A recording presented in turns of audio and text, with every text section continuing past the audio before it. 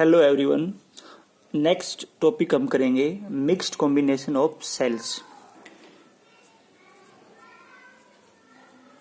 Mixed combination of cells, combination को मतलब sales को कैसे कॉम्बिनेशन में कनेक्ट करेंगे? मिक्स्ड कॉम्बिनेशन में। मिक्स्ड का मतलब है कि कुछ सेल पैरेलल में भी हैं और कुछ सेल आपके सीरीज में भी हैं उसमें, ठीक है। तो दोनों टाइप के कॉम्बिनेशन है इसमें, सीरीज वाला भी और पैरेलल वाला भी। तो यहाँ पे मैं मान लेता हूँ कि मेरे पास यहाँ पे मैंने ये सेल है और इन कुछ सेल मैंने यहाँ पे सीरीज में लगा रखे हैं, ये यहाँ पे सीरीज में हैं। और इस प्रकार मैंने मान लो कि m नंबर ऑफ सेल्स को सीरीज में लगा दिया, m नंबर ऑफ सेल्स को लगा दिया सीरीज में। तो यहाँ पे cell 1, cell 2 up to cell m, ये m सेल किस में लगा दिए? सीरीज में लगा दिए। सभी सेल की जो इंटरनल रेजिस्टेंस है और सभी सेल का जो ईएमएफ है मैं उसको सेम मान लेता हूँ फॉर सिंप्लिसिटी। तो इन सभी का ईएमएफ सेम है, ई के बराबर है, ठीक है। सभी की इंटरनल रेजिस्टेंस भी बराबर है, यहाँ पे मैं स्मॉल आर ले लेता हूँ, सभी सेल की इंटरनल रेजिस्टेंस। इस प्रकार एम सेल तो लगा दिए मैंने सीरीज में। और इस प्रकार मैंने क्या कर दिया, इस प्रकार के जो रो है, जैसे एक रो बन गया ना सेल का, ऐसे ऐसे कितने रो हैं यहाँ पे? ऐसे ऐसे n रो हैं, ऐसे ऐसे कितने रो हैं? सेल के कितने रो बना दिए? n नंबर ऑफ रो बना दिए यहाँ पे, ठीक है। जैसे ये आपका सेकंड रो हो गया, ये आपका सेकंड रो हो गया और इनको आपस में ऐसे जोड़ रखा है। इस प्रकार कितने रो बना दिए यहाँ पे? n नंबर ऑफ रोज बना दिए सेल के। तो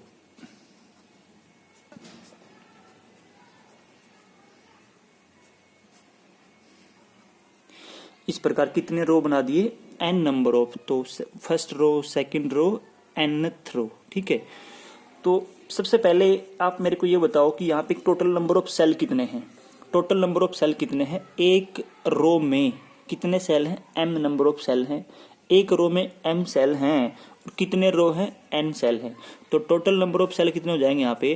टोटल नंबर ऑफ सेल्स, तो टोटल नंबर ऑफ सेल्स आपके पास हो जाएंगे m इंटू एन, ठीक है। तो इसको मैंने जर्नलाइज कर दिया और यहाँ पे m और n की वैल्यू कुछ भी हो सकती है। हो सकता है कि भाई 5 सेल सीरीज में लगा दिए और इस प्रकार से 3 रो बना दिए, तो 5 और 3 वैल्यू आ जाएगी m और n की। अब सभी का ईएमएफ सेम है और सभी की इंटरनल रेजिस्टेंस भी सेम दे रखी है, ठीक है। तो ये हमने सिंप्लिसिटी के लिए लिया है, अदरवाइज कैलकुलेशन हमारी कॉम्प्लेक्स हो जाती, ठीक है। अब देखो यहाँ पे हमें क्या करना है, हमें इस कॉम्बिनेशन को, इस पूरे कॉम्बिनेशन को किससे जोड़ना है? एक एक्सटर्नल सर्किट से जोड़ना है, ठीक है। तो ये मान लो कि यहाँ पे मैंने इसको एक्सटर्नल सर्किट से जोड़ दिया और एक्सटर्नल सर्किट की जो रेजिस्टेंस है वो मैं आर मान लेता हूँ। आर क्या है? एक्सटर्नल सर्किट की रेजिस्टेंस है, ठीक है। तो अब ये देखना है कि ये जो कॉम्बिनेशन है, ये जो मिक्स्ड कॉम्बिनेशन है, ये इस सर्किट में या इस रजिस्टर आर में कितना करंट सप्लाई करेगा। हमें आई की वैल्यू निकालनी है। तो उससे पहले हमें क्या निकालना पड़ेगा? हमें इस कॉम्बिनेशन का इक्विवेलेंट ईएमएफ निकालना पड़ेगा और इस कॉम्बिनेशन का हमें इक्विवेलेंट रेजिस्टेंस निकालनी पड़ेगी, ठीक है।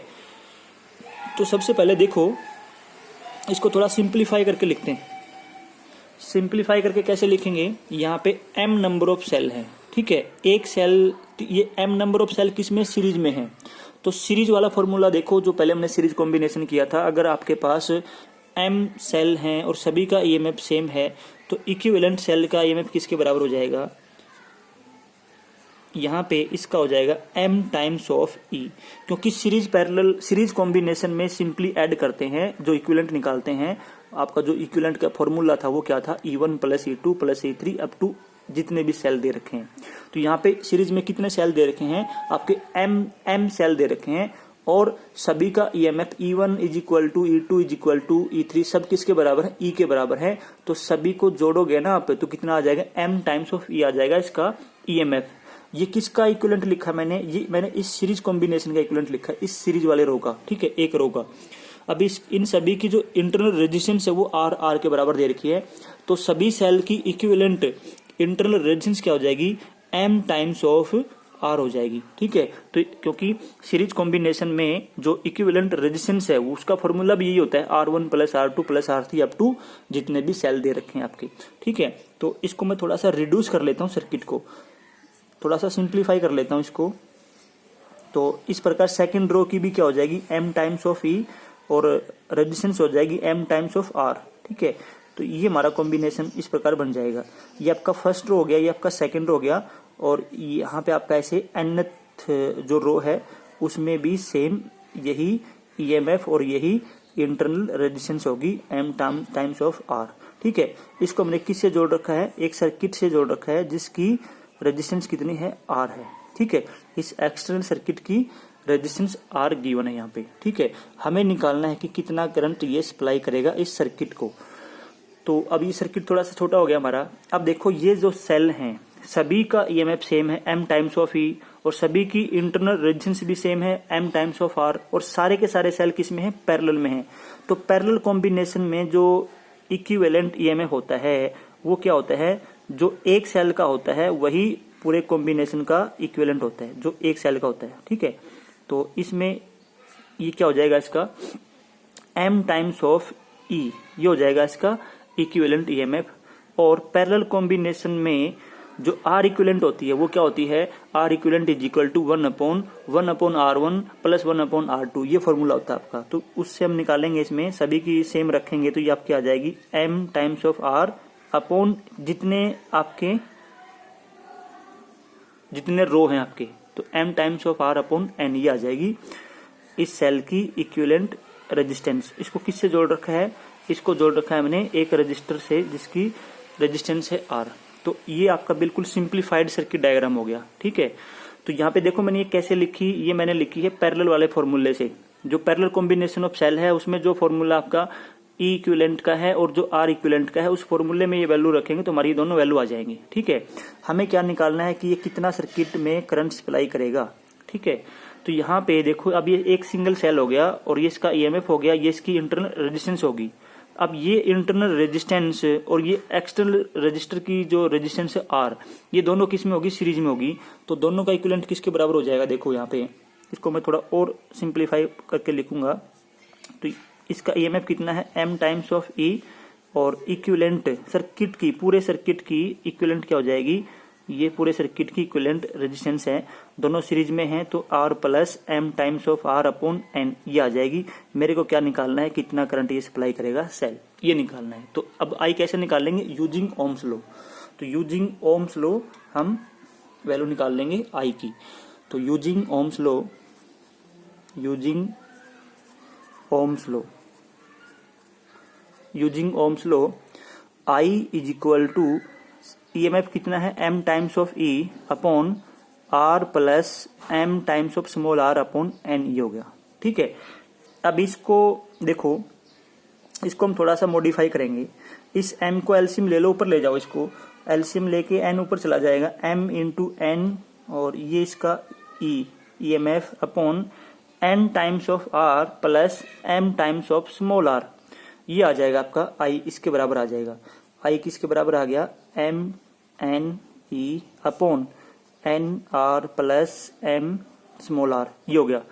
अब हमें देखना कि करंट मैक्सिमम कब होगा, करंट आपका मैक्सिमम कब होगा। अब मैं इस नीचे वाले टर्म को, भाई करंट आपका मैक्सिमम कब होगा, करंट आपका मैक्सिमम होगा व्हेन, जब करंट आपका क्या होगा, मैक्सिमम व्हेन, जो आपका ये डिनोमिनेटर है जब ये मिनिमम होगा, जब m small r plus n times of capital R क्या होगा, इसकी वैल्यू जब मिनिमम होगी, जब ये मिनिमम होगा तो I क्या होगा, आपका मैक्सिमम होगा। अब हमें देखना है कि ये मिनिमम कब होगा। इसको मैं थोड़ा सा मॉडिफाई करके लिखता हूँ, मैं इसको ऐसे लिखता हूँ, देखो भाई इसको मैं अंडरूट m r, और तो देखो इसको मैं कैसे लिखता हूँ, ये m इंटू r, इसका अंडरूट ले लिया और इसका स्क्वायर कर दिया। ऐसे ही आपका जो ये है n कैपिटल R, इसका भी अंडरूट करके इसका भी मैंने क्या कर दिया, स्क्वायर कर दिया। उससे कोई फर्क नहीं पड़ेगा ना, कोई चेंज नहीं होगा इसमें। अब मैंने इसमें क्या कर दिया, इसमें प्लस 2 अंडरूट m r से मल्टीप्लाई कर दी इंटू n कैपिटल आर, इससे मल्टीप्लाई कर दी और यही टर्म मैंने माइनस भी कर दी इसमें से। बस थोड़ा सा मैंने इसमें मैनिपुलेशन किया है, बाकी मैंने इसमें कोई चेंज नहीं किया। ठीक है, यहाँ पे एन आर ये हो गया। ठीक है, अब देखो इसको तो अलग से छोड़ दो, इसको छोड़ दो, इन तीनों टर्म को ले लो, इन तीनों टर्म को ले लो तो देखो क्या बन जाएगा। यहाँ पे क्या बन जाएगा, ये आपका a मान लो, a का स्क्वायर प्लस b का स्क्वायर माइनस 2ab। तो इसको मैं क्या कह सकता हूँ, a का स्क्वायर प्लस b का स्क्वायर माइनस 2ab। तो ये होता है आपका a माइनस b का होल स्क्वायर। ठीक है, a square plus b square minus 2ab को ले लिया, इसको मैंने छोड़ दिया, इसको मैंने छोड़ दिया। ठीक है, अब ये जो बची आपकी टर्म इसको साथ में ऐसे लिख लो, m छोटा r into N capital R, ये हो गया। ठीक है, अब देखो भाई ये सब मैंने कहाँ से लिखा है, ये मैंने यहाँ से लिखा है, ये आपका m into R plus N into capital R है ये, और ये इसके बराबर है, एन आर के बराबर है ये। अब ये टर्म मिनिमम देखना कब होगी, तो ये टर्म मिनिमम कब होगी, ये मिनिमम कब होगी, यहाँ पे एक तो स्क्वायर क्वांटिटी है, ये स्क्वायर क्वांटिटी है, और ये आपकी दोनों अनरूट में है। तो अनरूट में कभी भी नेगेटिव टर्म नहीं होती, अनरूट से कभी आपको नेगेटिव टर्म नहीं मिलेगी। ठीक है, तो अनरूट में कभी नेगेटिव टर्म नहीं होती, नेगेटिव टर्म हो जाएगी तो इमेजिनरी बन जाएगा वो। ठीक है, तो ये टर्म आपकी नेगेटिव नहीं होती। अब ये मिनिमम कब होगा आपका, ये स्क्वायर क्वांटिटी है, ये भी कभी नेगेटिव नहीं होती, तो मिनिमम कब होगा, जब आपकी ये टर्म 0 के बराबर होगी। ये टर्म किसके बराबर होगी, 0 के। तो 4m into R plus N R, ये जो मिनिमम होगा, मिनिमम कब होगा, when under root m into R minus under root n into R किसके बराबर हो जाएगा, 0 के बराबर हो जाएगा। तो ये 0 के बराबर ले लो, तो ये 0 के बराबर हो गया, मतलब m into R is equal to capital n into R. अगर ये 0 के बराबर है तो इस टर्म को इस तरफ ले जाऊंगा ना, और दोनों तरफ अंडरूट कैंसिल हो जाएंगे और ये आ जाएगा आपका। तो किसी भी सर्किट में अगर मिक्स्ड कॉम्बिनेशन है, सीरीज में भी है, पैरेलल में भी है, और जो सेल लगे हैं सभी का ईएमएफ अगर सेम है और किसके बराबर है, ई के बराबर है, और मतलब सारे के सारे आइडेंटिकल सेल हैं, ईएमएफ भी सेम है, इंटरनल रेजिस्टेंस भी सेम है, तो वो कॉम्बिनेशन मैक्सिमम करंट कब सप्लाई करेगा, जब ये कंडीशन सेटिस्फाई होगी। तो ये कंडीशन आपको याद रखनी है। एम क्या है, जितने सेल आपने सीरीज में लगा रखे हैं, एम क्या है, number of cell in series, number of cells in series. ठीक है, और एन क्या आपका, number of row of cell, number of rows of cells. तो ये नंबर ऑफ रो हैं। तो ये जब कंडीशन आपकी सेटिस्फाई होगी तो आपका ये कॉम्बिनेशन क्या करेगा, मैक्सिमम करंट सप्लाई करेगा। एक छोटा सा एग्जांपल देख लेते हैं इस पे, किस प्रकार से क्वेश्चन पूछे जाते हैं यहाँ पे। तो यहाँ पे मेरे पास बुक है, इसमें मैं आपको एक क्वेश्चन इसको रीड करूंगा, आप इसको सुनना। 45 cells each of internal resistance, total cell कितने दे दिए, 45 दे दिए, और ये कहता है कि सभी सेल की इंटरनल रेजिस्टेंस कितनी है, 0.4 है, मतलब सभी सेल की इंटरनल रेजिस्टेंस क्या है, सेम है। तो यहाँ पे आर, छोटा आर कितना दे दिया आपको, छोटा आर की वैल्यू दे दी 0.4 ओम। ठीक है, और कहता है कि सभी का जो ईएमएफ है ना वो भी सेम है, और सभी का ईएमएफ किसके बराबर है, ये आपका दे दिया 2 वोल्ट के बराबर है, 2 वोल्ट के बराबर है। Are used to send current through an external circuit, इन सभी सेल को यूज किया करंट सप्लाई करने के लिए एक्सटर्नल सर्किट को, ऑफ रेजिस्टेंस 2 ओम। तो जो एक्सटर्नल सर्किट है उसकी रेजिस्टेंस हमने क्या डिनोट कर रखा है, आर से डिनोट किया हुआ है। तो आर कितना दे दिया इसमें, 2 ओम दे दिया आप यहाँ पे। ठीक है, what is the best mode of grouping, what is the best mode, best mode से मतलब है ऐसा मोड जिसमें मैक्सिमम करंट हमें मिले, ऐसा मोड जिसमें हमें मैक्सिमम करंट मिले। Grouping them for maximum current, find the current in the external circuit. तो क्या कॉम्बिनेशन बनाएं, कितने सेल सीरीज में लगाएं, कितने उनके रो बनाएं ताकि हमें मैक्सिमम करंट मिले, ये पूछना चाहता है इस क्वेश्चन में ये। और फिर हमें करंट भी बताना है, जो मैक्सिमम करंट होगा वो कितना होगा। ठीक है, तो टोटल नंबर ऑफ सेल कितने होते हैं, देखो टोटल नंबर ऑफ सेल से लिखते हैं m इंटू एन, ये आपके टोटल नंबर ऑफ सेल हैं। ये किसके बराबर दे रखे हैं, 45 के बराबर दे रखे हैं, तो 45 हैं टोटल आपके सेल। और फॉर मैक्सिमम करंट हमें पता है, मैक्सिमम करंट के लिए क्या कंडीशन होती है, for maximum current m into small R plus should be equal to n times of capital are. ये होना चाहिए। m क्या था, जितने सेल आपको सीरीज में लगाने हैं वो। n क्या था, नंबर ऑफ रो, कितने रो लगाए हैं आपने पैरेलल में, ठीक है। तो यहाँ पे छोटा r की वैल्यू कितनी दे रखी है, 0.4 is equal to n capital R कितना दे दिया, 2। तो यहां से आपकी देखो ये आ गया आपका 0.2 m is equal to n, या आप इसको ऐसे लिख लो, 0.2 को क्या लिखेंगे 1/5, तो m is equal to 5 times of n, ये आ गया 5 टाइम्स ऑफ n। अब m की जगह इसमें इक्वेशन में रख दो, जो आपकी m into N is equal to 45 इसमें रख दो m की जगह 5 टाइम्स ऑफ n, तो ये 5 times of n into N, N square हो जाएगा इज इक्वल टू 45। तो यहाँ से n की वैल्यू कितनी आ जाएगी आपकी 3 आ जाएगी n की वैल्यू। तो n की वैल्यू हमारी 3 आ गई यहाँ पे, और m की वैल्यू निकाल लो अब यहाँ से। तो m की वैल्यू कितनी आ जाएगी जब इसमें पुट करेंगे n इज इक्वल टू 3, तो m की वैल्यू आपकी आ जाएगी 15। तो m कितना आ गया 15, n कितना आ गया 3, ठीक है। तो क्या करना है, इसमें 15 सेल तो लगाने हैं आपको सीरीज में, और इस प्रकार 15-15 सेल के 3 रो बनाने हैं आपको। तो फिर आपको क्या मिलेगा, मैक्सिमम करंट मिलेगा।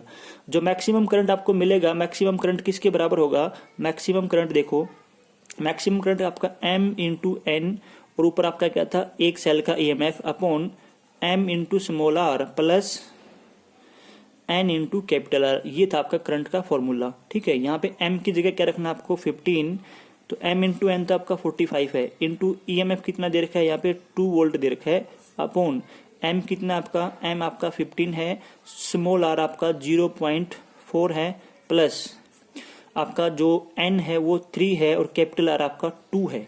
तो इसको सोल्व करेंगे तो 45 इंटू 2 90 हो जाएगा, 90 अपॉन, अब ये आपका 0.4 है तो ये आपका 6 आ जाएगा, ठीक है। इसको मल्टीप्लाई करेंगे 6 आ जाएगा, 6 प्लस 6 तो 12 हो गया, तो 90 अपॉन 12 एम्पियर। तो इतना करंट सप्लाई करेगा ये ग्रुपिंग, ये जो कॉम्बिनेशन है एक्सटर्नल सर्किट को। तो इस प्रकार के क्वेश्चन इसमें पूछे जाते हैं, और मतलब आपको टोटल नंबर ऑफ सेल बता देंगे, इतने सेल हैं, और आपको ये कंडीशन याद रखनी है, जो मैक्सिमम करंट की जो कंडीशन होती है ना, ये कंडीशन याद रखनी है, और टोटल नंबर ऑफ सेल होते हैं m इंटू एन, ये याद रखना है। तो आप इजीली क्वेश्चन सोल्व कर लोगे, काफ़ी आसान क्वेश्चन यहाँ से पूछे जाते हैं, ठीक है। तो ये था हमारा मिक्स्ड कॉम्बिनेशन ऑफ सेल, और इसमें ये 2 कंडीशन आपको याद रखनी है। Okay, thank you.